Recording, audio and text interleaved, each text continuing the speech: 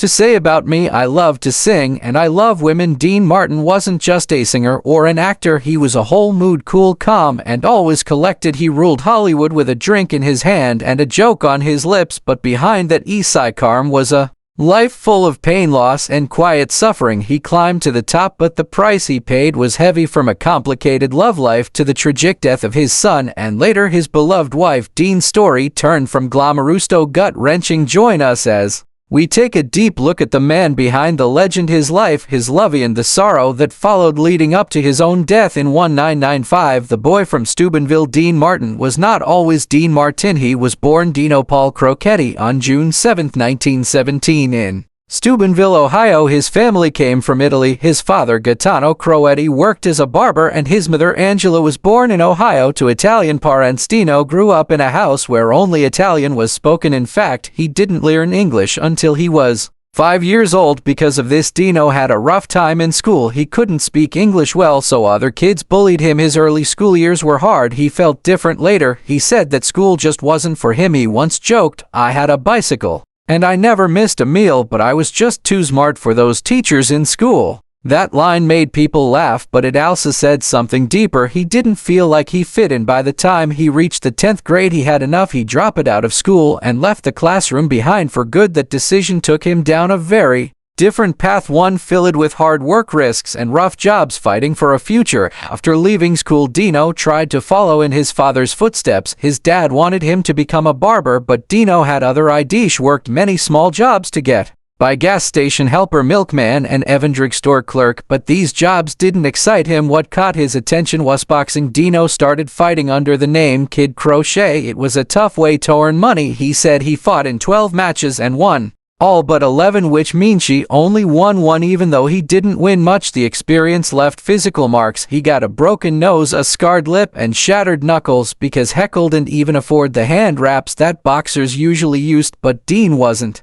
just fighting in the ring. When he moved to New York City, he lived with another struggling entertainer named Sonny King. Both young men were chasing dreams, but they needed money to survive, so they came up with an unusual plan. They turned their small apartment into a kind of underground fight club. They charged people to watch them bare-knuckle box right there in their living room. The fights would go on until someone got knocked out. Dean even knocked out Sonny in the first round of a real match. On Cebu, deep down, he knew this wasn't the life he wanted. Getting beat up every day went a real future. He needed a change, but he didn't know what yet. From smoke-filled rooms to singing on stage, after giving up boxing, Dino still had to find work. He ended up in a place just as shady as secret casino behind a tobacco shop. It was illegal, but it paid. He worked as a roulette stickman and black dealer. It was here in this smoke-filled world that something unexpected happened. Dino started to sing. At first, he just sang for his co-workers, but people began to notice his voice. It was smooth, warm, and full of charm. One of people who heard him was Ernie McKay, the leader of a local band. He offered Dino a spot in the band. Dino said yes, and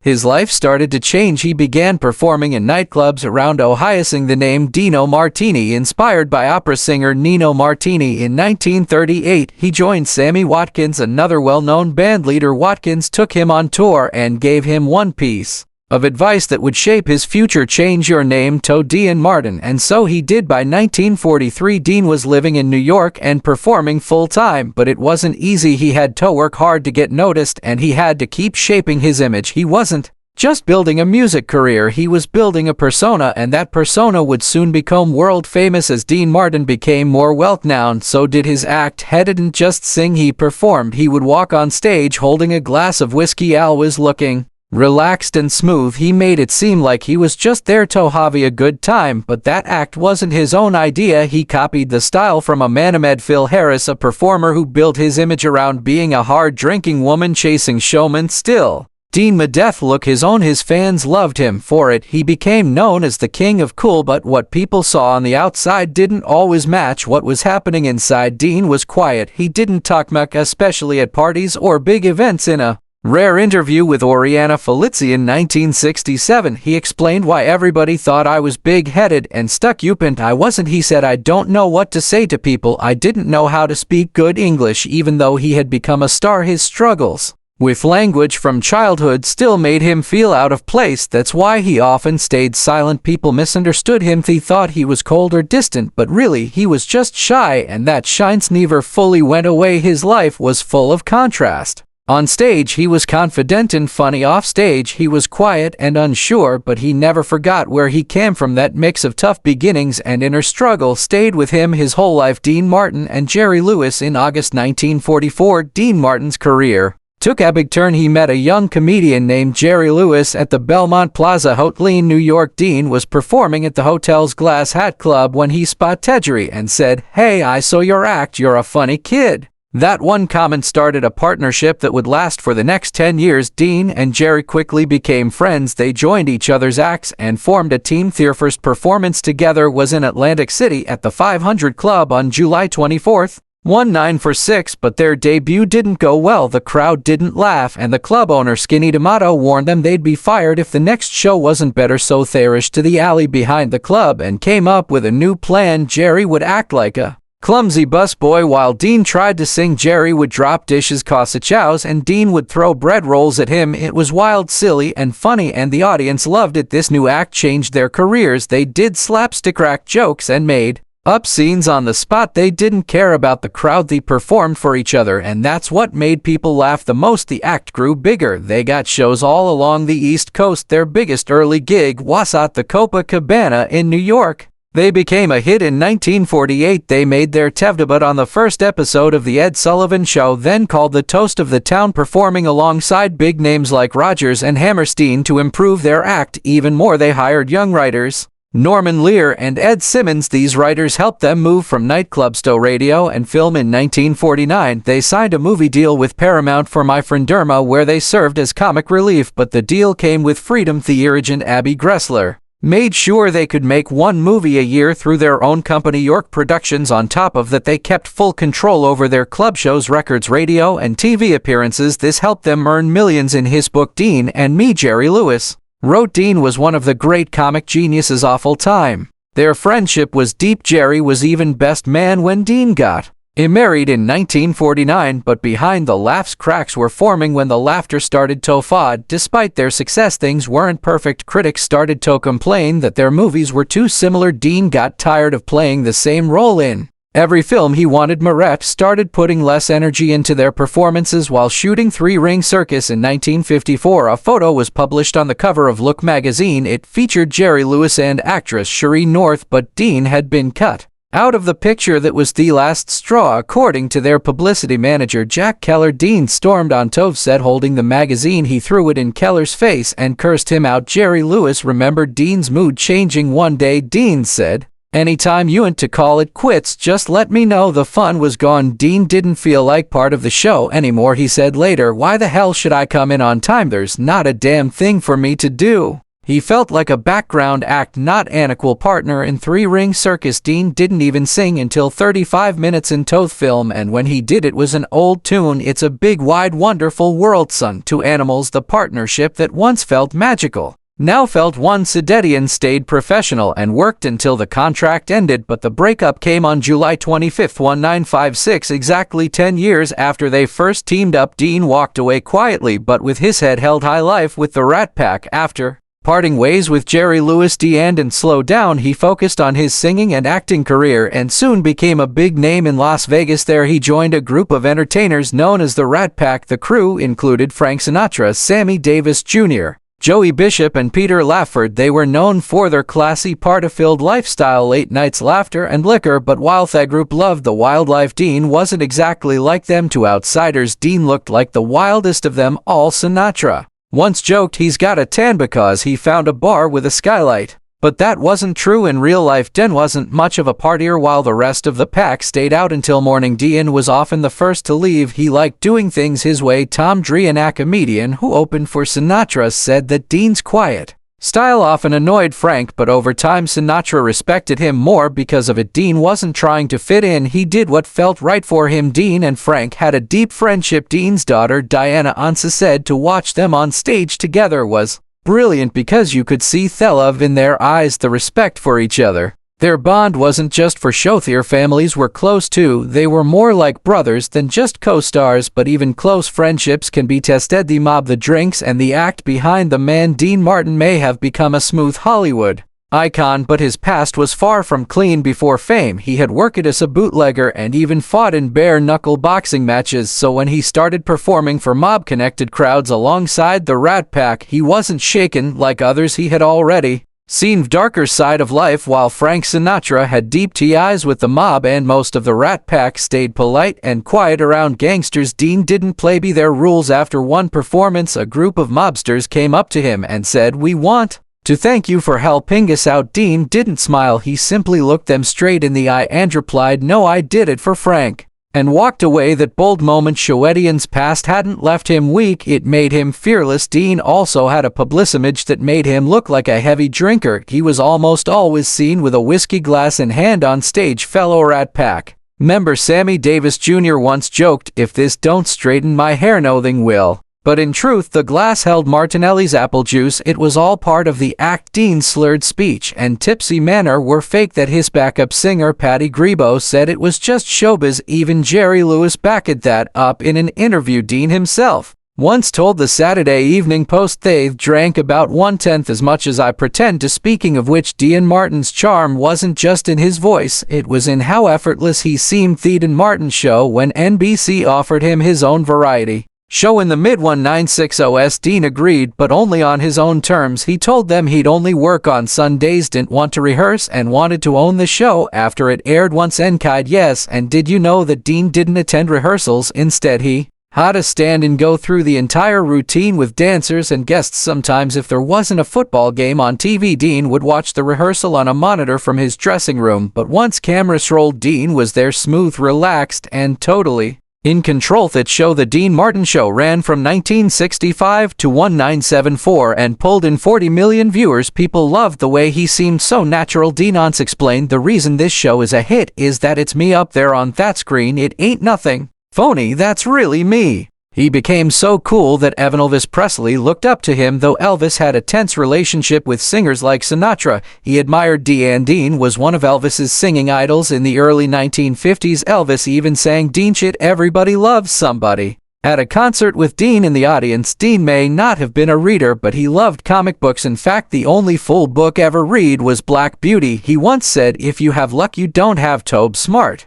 That line matched his easygoing image perfectly. He read comics well into adulthood. One of the few times he was hysteric was when he met Bob Kane, the man who created Batman, and Dean even starred in his own comic series with Jerry Lewis. Their series, The Adventures of Dean Martin and Jerry Lewis, ran for 40 issues between 1952 and 1957. A quiet star with a heavy heart. In 1987, tragedy struck. Dean's son, Dean Paul Martin, died in a plane crash. It broke Dean's heart. He pulled back from many things, including his friendship with Sinatra. He even walked out on their tour. That's when the distance began. Tom Dries later said that this was the moment when the two began to drift apart. Dean had lost a piece of himself, but in time, that while men made up, they didn't let that rift last forever. After Dean died, Frank Sinatra gave a touching tribute. He said, "Dean has been like the air I breathe, always there, always close by. He was my brother, not by blood, but by choice." Even with all the success, the TV shows, and the records, Dean Martin stayed humble and never chased attention. In 1965, he started The Dean Martin Show, a variety show where he sang, joked, and always looked relaxed. The show became a hit because of Dean's easygoing charm. He made it look effortless. From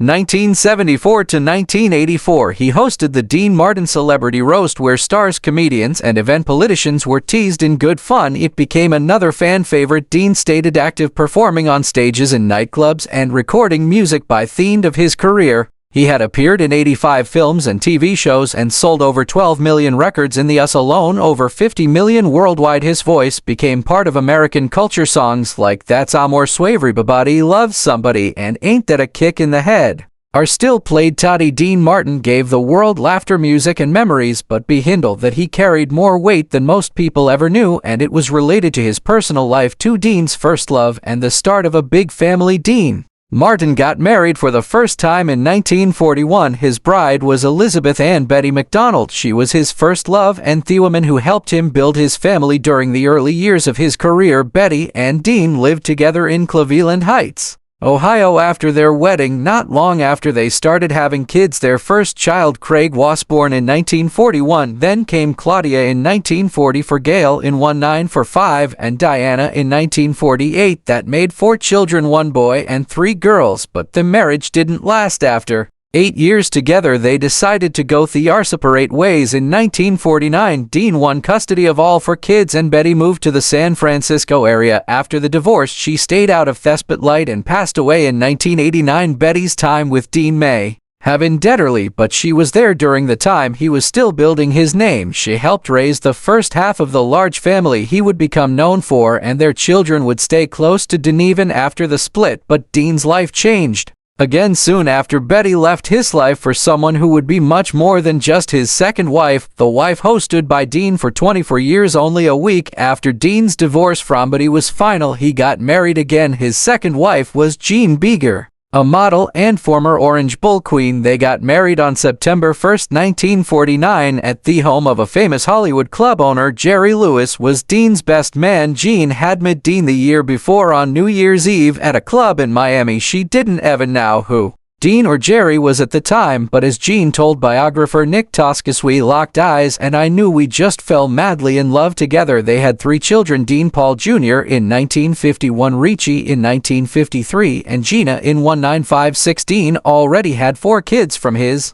first marriage, so Jean became stepmother to a big family. They raised 7 children in total. Dean often made fun of his growing family in his comedy. One of his most famous jokes was, "I've got 7 kids. The 3 words you hear most around my house are hello, goodbye, and I'm pregnant." Dean and Jean's life looked glamorous on the outside. They were one of Hollywood's most famous couples during their marriage. Dean became a top singer, actor, and Vegas headliner. He also became part of the legendary Rat Pack with Frank Sinatra. But even with all the success, things didn't last forever. On December 10, 1969, Jen gave a statement saying they were separating. The divorce became official in 1972 after 24 years together. Dean was the one who filed when asked about it. He gave another classic line, "I know it's the gentlemanly thing to let the wife file, but then everybody knows I'm no gentleman." Though they divorced, Dean and Jean stayed connected, especially after tragedy hit their family years later. The shortest marriage and the last wedding. Dean didn't stay single for long. In the same year he divorced Jean, 1973, he got married again. This time it was to Catherine Horn, a Beverly Hills salon receptionist. They were introduced by a family friend and soon decided to tie the knot. Their wedding was grand, filled with Hollywood stars including Frank Sinatra. But while the wedding was the marriage was not meant to last. Dean and Catherine stayed together for just 3 years, divorcing in 1976. Though they didn't have any children together, Dean adopted Catherine's daughter Sasha and treated her as his own. After this, Dean was done with marriage. He never married again in the final 19 years of his life. Catherine was his last wife. But what's interesting is that after his split from Catherine, Dean reconnected with Jean. They weren't married again, but they spent time together, especially after the heartbreaking death of their son, the heartbreak that brought Dean and Jean back together. In 1987, Dean's son, Dean Paul Martin Jr., died in a military jet crash. He was only 35 years old. Dean was devastated. The loss changed him. This tragedy brought Dean and Jean close again. They had remained friendly after their divorce, but now their bond grew stronger. Jean stood by him as he struggled with the pain of losing a child. Dean had a hard time recovering from it, and many say he was never quite the same again. Jean and Dean stayed close until Dean's death in 1995 from lung cancer complications. On Christmas Day, the world lost a legend, and Jean lost the man she once called the love of her life. Jean never remarried. She lived a quiet life in Beverly Hills. In 2016, she passed away at the age of 89 after a long battle with cancer. Their son, Richie Martin, a musician, had died earlier that same year in August 2016. Dean and Jean's love story may have ended in divorce, but their connection remained strong until the very end. Even though Dean Martin was seen as a family man, not everything was picture perfect. Behind the scenes affairs, rumors, and an explosive secret. A shocking story came out years later in the memoir of Sandra Lansky, daughter of the famous mobster Meir Lansky. Sandra claimed that she had an affair with Dean Martin while he was still married to Jean, and not just in a time, but while Jean was pregnant with their daughter Gina. Sandra wrote in her book, "I had never seen anything like Dean Martin's masculinity. We made love 6 times in a night that wouldn't stop. I counted. She added that Dean wanted to save her every moment and that they would drink Coke between rounds. They had what she called an unspoken pact to never talk about their personal lives during the affair. Sandra said she didn't even know Dean's wife was pregnant at the time. The public never saw this side of Dean. Most fans believe this image the cool, charming star who was a good husband and father. As Lee Hale, musical director of The Dean Martin Show, once said, Dean's viewers knew he was a good husband and father, and the booze and broads jokes were just part of the act. But Sandra's story gave people a glimpse into a different Dean, a man who, despite all his charm and humor, had high-sound secrets and made mistakes along the way. He was never the same again. Dean Martin may have looked calm on the outside, but those close to him saw something change after the death of his son. According to author William Keck, Dean was suffering from more than just grief, was carrying a broken heart. In his memoir, When You Step Upon a Star, Cringe-Worthy Confessions of a Tabloid Bad Boy, Keck shared how Dean's final years were full of sadness. He explained that even though Dean still smiled and joked with those around him, the spark in him had faded. It wasn't just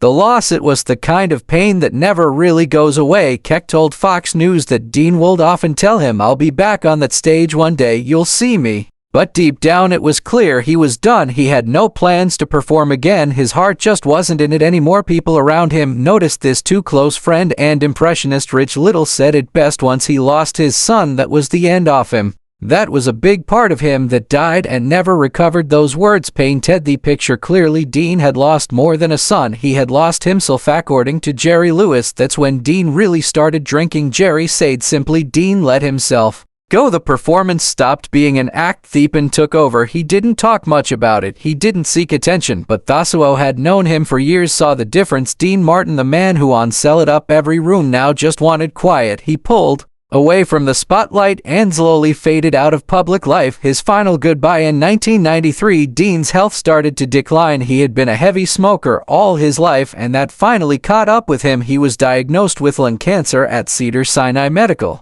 Center. Doctors told him surgery could help him live longer, but Dean refused treatment. By early 1995, he had retired from public life. He stayed at home in Beverly Hills, away from cameras, fans, and the stage he once loved. That same year, on Christmas Day, Dean Martin died of acute respiratory failure caused by emphysema. He was 78 years old. His death was felt deeply across the world. In Las Vegas, a city he helped make famous, the lights on the Strip were dimmed in his honor. It was one final salute to a man who had given so much joy, music, and laughter. Dean was buried at the Westwood Village Memorial Park Cemetery in Los Angeles. His crypt carries a simple yet powerful message, one line from his most famous song, Everybody Loves Samebo Di Summertime. William Keck, who had spoken to Dean in his final years, attended the private VIP funeral. Many celebrities came to say goodbye, but the moment that stayed with a very own came in the middle of the service. The room went dark, everything was still, and then Rosemary Clooney, a close friend and aunt of actor George Clooney, began to sing Everybody Loves Somebody. Keck described the moment as surreal. In a room full of stars, it was a simple song from a friend that captured everything, a quiet, personal